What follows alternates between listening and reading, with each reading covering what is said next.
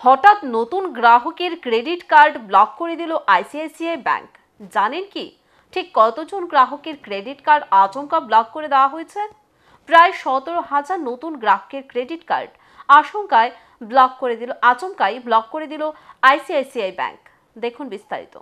যে নতুন গ্রাহকদের কার্ড ব্লক করা হয়েছে তাদের নতুন কার্ড দেওয়া হয়েছিল দেশের অন্যতম প্রথম সারির বেসরকারি ব্যাংকে।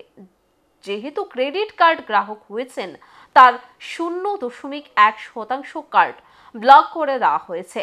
কিন্তু কেন, ঠিক কি ঘটেছে? আইসিআইসিআই ব্যাংক সূত্রের খবর, এই কার্ডগুলি লিক হয়ে গিয়েছে, ভুল গ্রাহকের কাছে পৌঁছেছে কার্ডগুলি। ব্যাংকের মুখপাত্র জানিয়েছেন যে গত কয়েকদিনে প্রায় 17,000 ক্রেডিট কার্ড দেওয়া হয়েছিল। ওই ক্রেডিট কার্ডগুলি ভুলবশত ভাবে ডিজিটাল মাধ্যমে ভুল গ্রাহকের কাছে পৌঁছেছে, সে কারণে ব্লক করা হয়েছে কার্ডগুলি।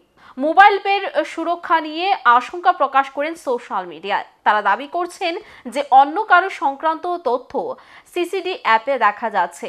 শুধু তাই নয়, ওই কার্ডগুলি সহজেই ব্যবহার করা যাচ্ছে ওটিপি ছাড়াই।